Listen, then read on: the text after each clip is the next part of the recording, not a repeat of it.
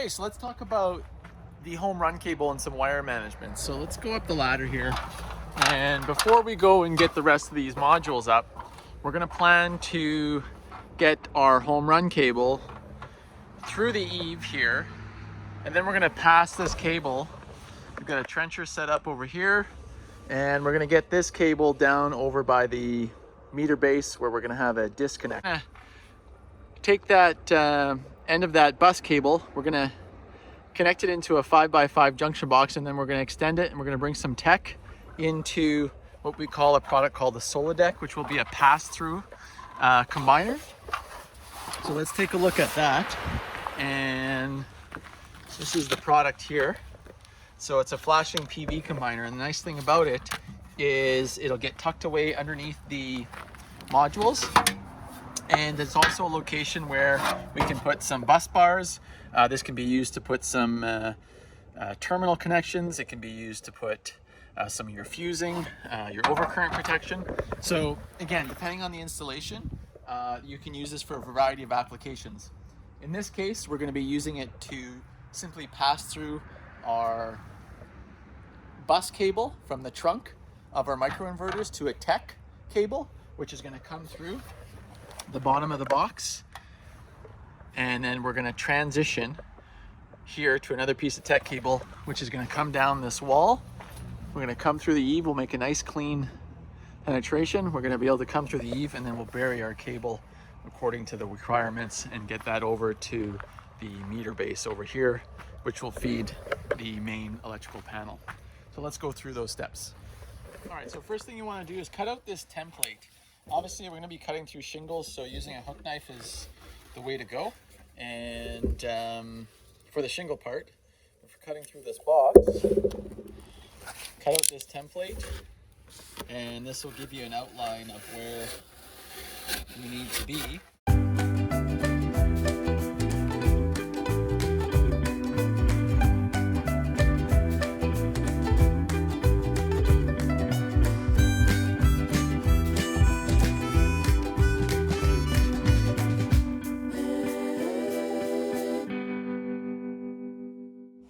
Okay, so we've got our SolaDeck here, and we have a 2-foot overhang, so I've done some preliminary measurements. Obviously, this is something you want to do in your layout just to check.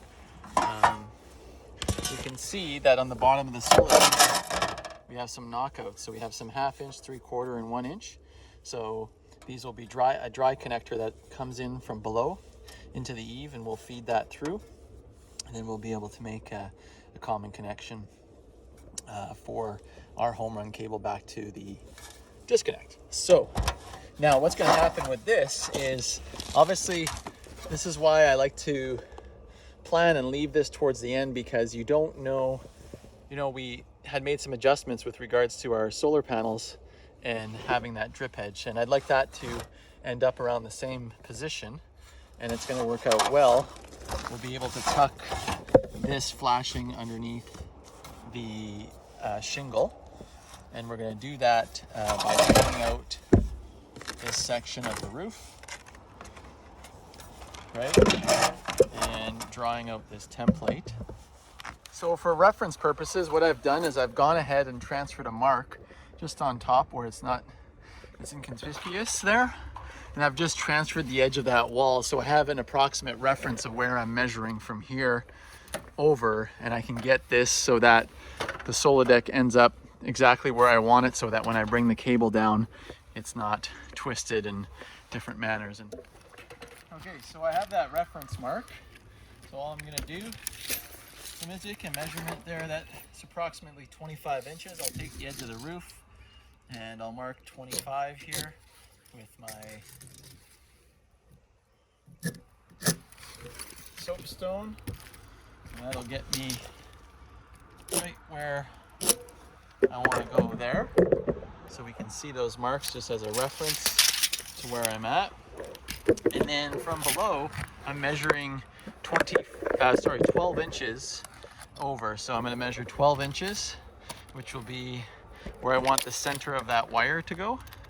So look here, 12 inches will take me right there. we'll transfer that mark over. And so there's lots of room for tolerance on this, but the more precise you are in your own installation, it may help you, but I've got some room with an inch or two. So that's going to be the center of where my SolaDeck is. And now I want to look at something else to take it a step further, is the positioning of where my knockouts will be. So the center of that knockout is a 1/2 inch, which will be plenty. So we're going to keep it that way. Okay, so we're just going to need our hook blade for this, pry bar, our hook blade knife, and then we'll use our chalk mark to outline where we're going to cut out the shingles. So in this case here, the bottom flange of the SolaDeck, I'm going to put a link down in the description on the product, and if you need it, you can order it for your application. But what I want to keep in mind is that this will be the bottom edge, which lines up with the bottom edge of the SolaDeck itself. So we're cutting out to fit the shingles around there and have it wrapped. So the other thing is where is this going to end up? Well, remember, we have approximately 11 inches. We're looking for 12, but the way we adjusted our panels to fit on the roof and to compensate within the support of the panel, it ended up being about 11 inches. So this will be a good position for it. And this will be tucked away underneath the solar panel. It's not something that we need to open up on a regular basis. If we did, the panel could be removed, but the cover can be accessed underneath. So we're simply going to position this way,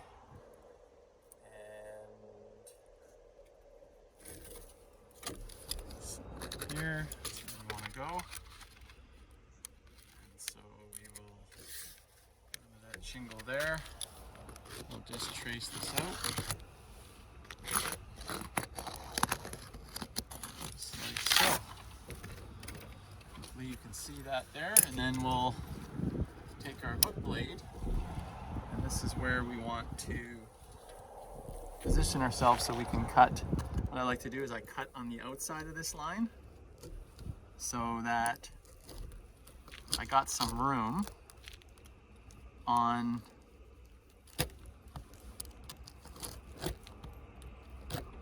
so I'm not too tight against the shape of the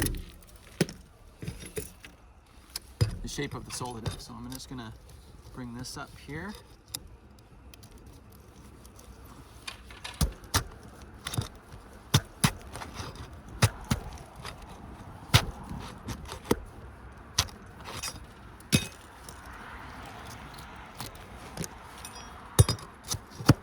Sometimes it's hard to get through the 2 layers of shingles, so if you do 1 layer at a time, depends on the time of year that you're working on this. And we're seesawing through there, no different than putting our solar flashing in.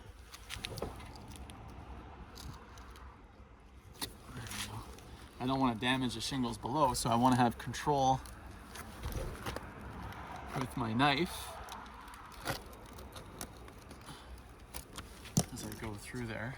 You can see I'm cutting out that outline.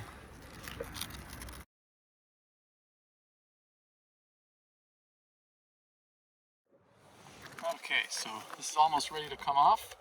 One of the things I want to add is trying to do this without a hook blade is, one, a lot more dangerous, and you risk damaging the roof because the actual hook blade is actually acting as a guide to stock, and you can control it a lot better. So if you're doing this, use a hook blade, which will make it nice and easy to accomplish and minimize slipping and having an injury. With a regular knife. Especially doing these contours, as I'm able to shape it really well. This is the same blades that roofers would use. And then now I'm gonna have some roofing nails there. Should be able to pop that out. Like so. On through that first layer.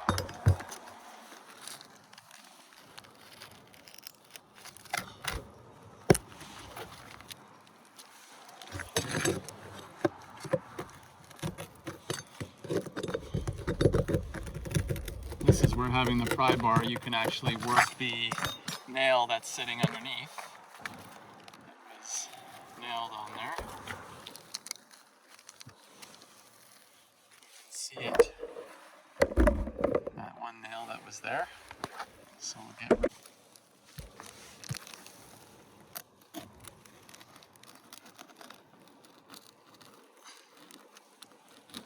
So now I'm just cutting through that other layer of shingle that's underneath.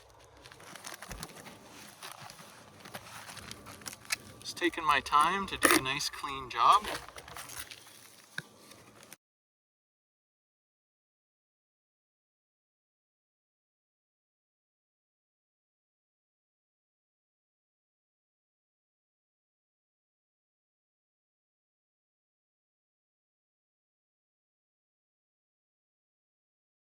Malleable. When it's too cold, it doesn't cut as well, and you run into issues. So there we go. We have that fully cut out, and now what we're going to do is we're going to lift our tabs and remove any nails, because there'll be some nails on the other side, and we won't be able to get this the flange through it.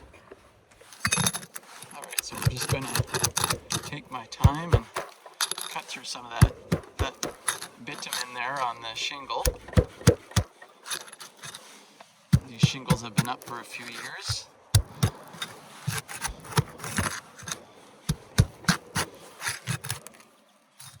Okay, and so over here, you can see, you can just get through there. You should be able to, I'm probably going to have a nail underneath there we need to remove.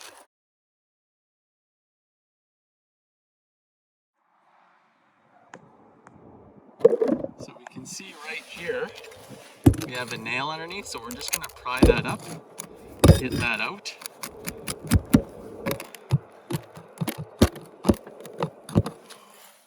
You can see that there, so get that nail out of the way.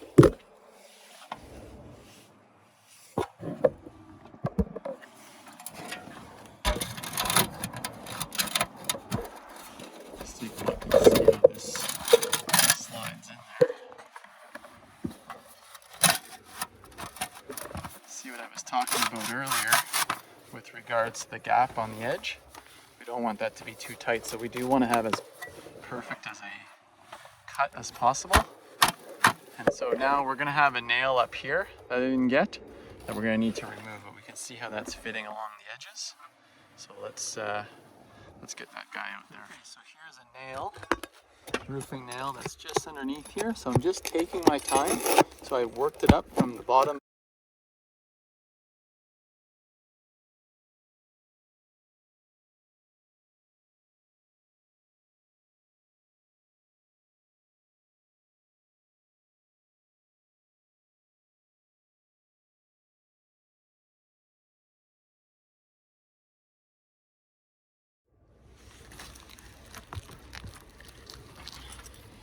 All right, so we've got our nails out of the way. And now what we're going to do is simply slide our SolaDeck through. Make sure nothing is catching.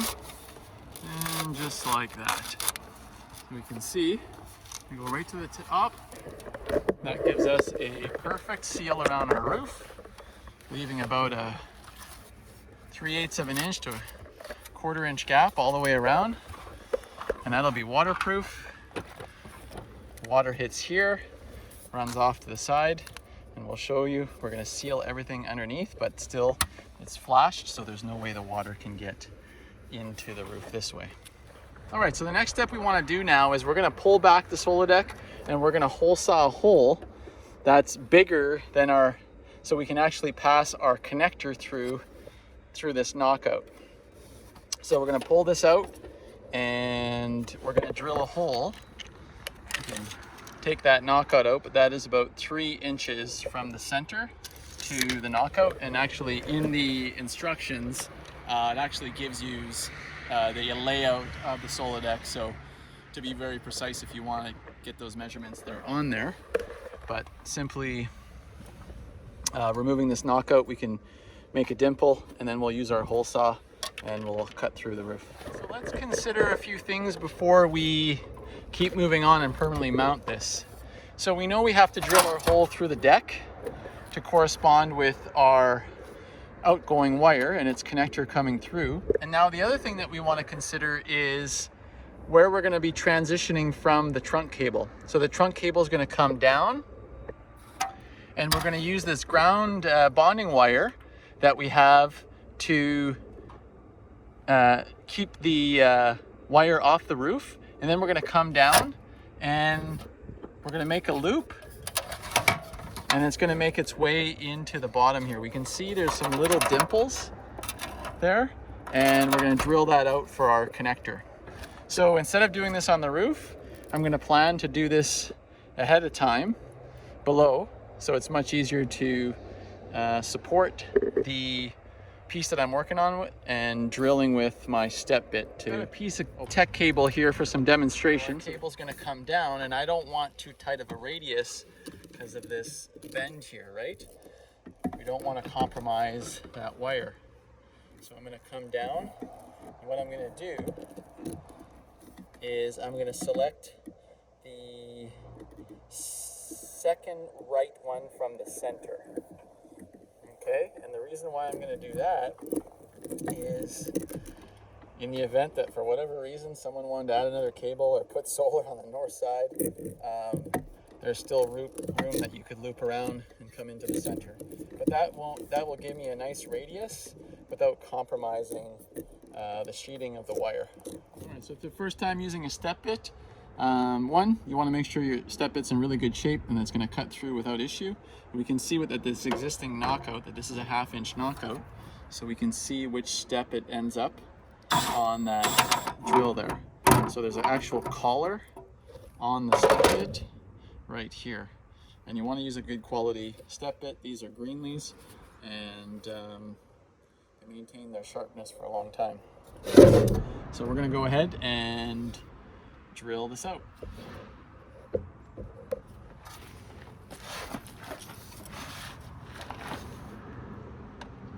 There's little dimples there. We use that to position. So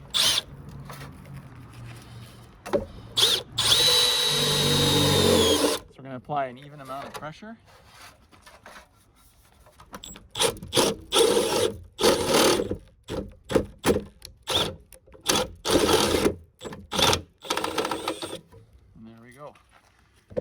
Now, depending on the size of wires you're running, it might require a different connector.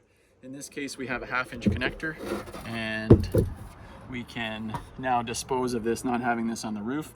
We can easily tip it over and clean it out. So we've got our SolaDeck. We drilled out our hole for the penetration through the eave, and then we've got our incoming hole here that's going to be used for our tech cable. So all we're going to do now is place this where we're happy with it, and then we're going to just mark off this hole. You could drill this, or do what I'm doing is just mark an X. And then what we're going to do is we're going to drill out with the hole saw, we're going to use a 2-inch hole saw. The reason why I use a 2-inch is it gives us plenty of room to manipulate and work with the connector that'll be underneath there. So to feed the wire through. So we bring the camera a little closer here. We're going to drill through. So I had marked off where that is, and now I'm going to drill through.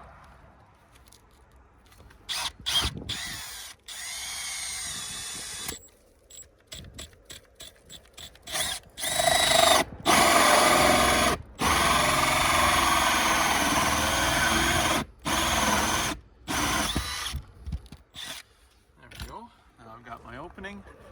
You take a look through there. We can see the soffit vents there, and that's where we're going to transfer a mark. and so that we can pass our cable down through. We're going to pass it up actually, so we can get a nice hole drilled in the same alignment as this one here. Okay, so we talked about what we're going to do is we're going to show you how we transfer the mark. What you need is a long extension with a drill bit so we can transfer a mark through the eave trough over here, right? So that soffit vent, we're going to come through there, we'll transfer a mark. And we want to use a hole saw that is big enough for us to pass our connector through, right? So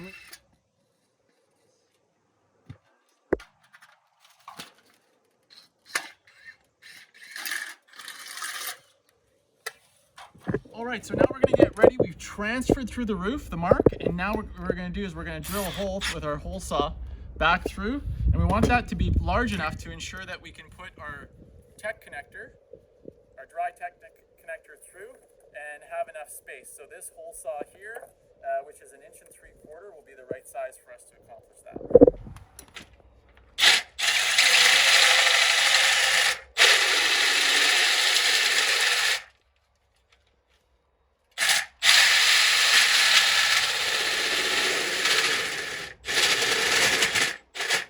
Okay, so what we're going to do is we're going to dress our cable to pass through. So we got to do this in advance before we pass it through. And any of you who work in the electrical trade or anywhere where you're running wire, even as a solar tech, you want to make sure that you always got enough wire on the other side of the box to give yourself some room so that when you're making bends with your wire that there's nothing kinking or sharp. So allow yourself enough wire so that when we pass it through there, we can cut off any extra that's needed. So we're going to go about 16 inches here, and what we're going to do is we're going to cut the outer sheeting with our knife, like so, about 1.5 inches, make another incision, and then what we'll do is we'll cut towards the end of this wire so we don't damage our sheath there, and then we'll peel this off, like so. And so this section of the metal connector is going to bond to the metal sheeting there. So now what we need to do is we're going to cut this off. We can use a hacksaw, and we're going to cut at about a 60-degree angle here. We're just going to bite through that metal armor.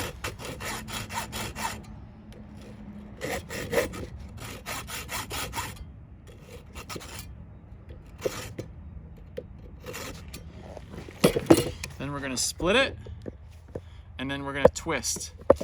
Once we twist, we're going to take our side cutters, snip that off, and then we'll be able to reveal our wire.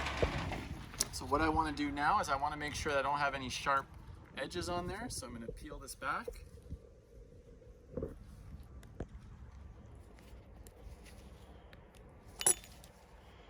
Cut this.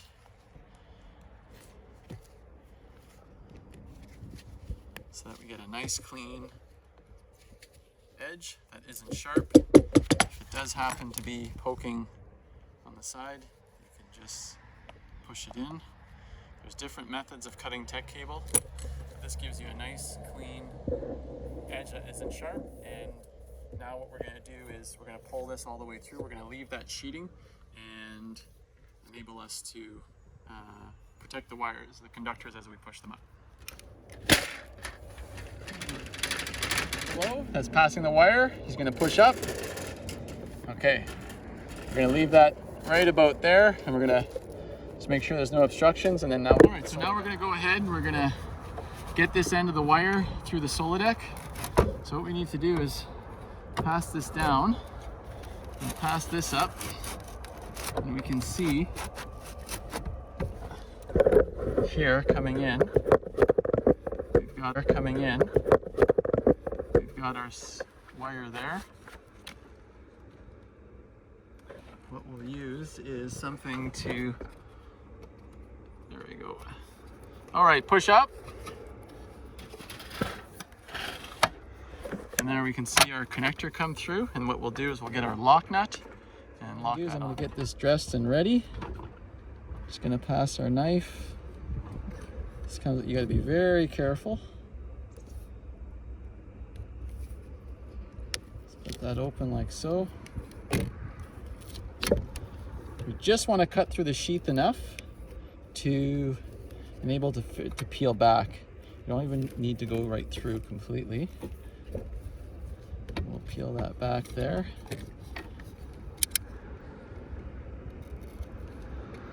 Just cut that circumference around there.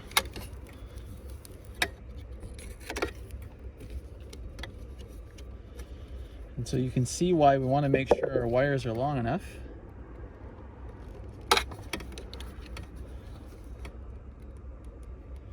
So we have lots of room. Just being careful with your knife. You're going to cut that sheath. And what that rubber sheath does there now is it protects those conductors here. We'll have enough wire to run to our ground. And then we're going to pass and make our connection here from our home run cable from our other trunk. All right, so you notice that I did not secure the box before I put the wire through. That's so I can enable it to manipulate. Now there's some holes. We're going to put a minimum of 3 fasteners into the roof decking using some panhead screws that's supplied with the SolaDeck. And we want to make sure that everything is lined up where we want and fasten that in there. That looks good. Put one on the top.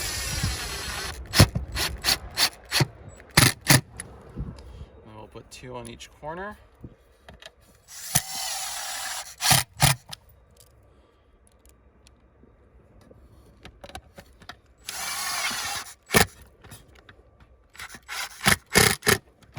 Just like so. And now we have an additional one. There's a hole on the outside here.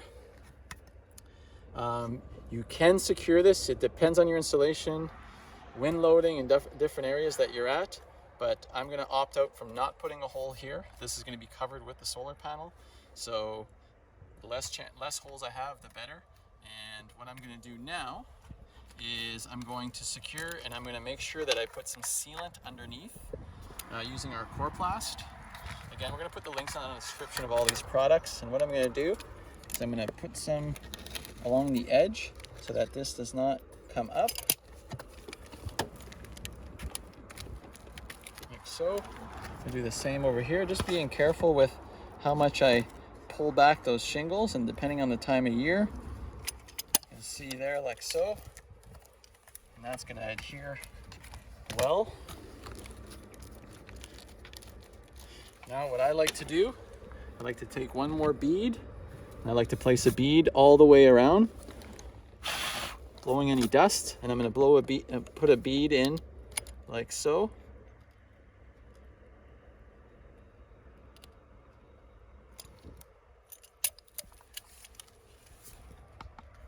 There's no water that can get there, but this is just an extra protection since this will see most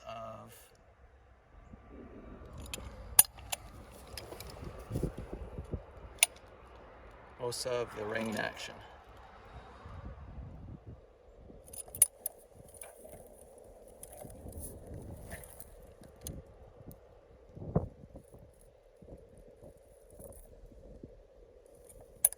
Just like so. So we've mentioned on a couple occasions about our trunk cable and how we're going to transition.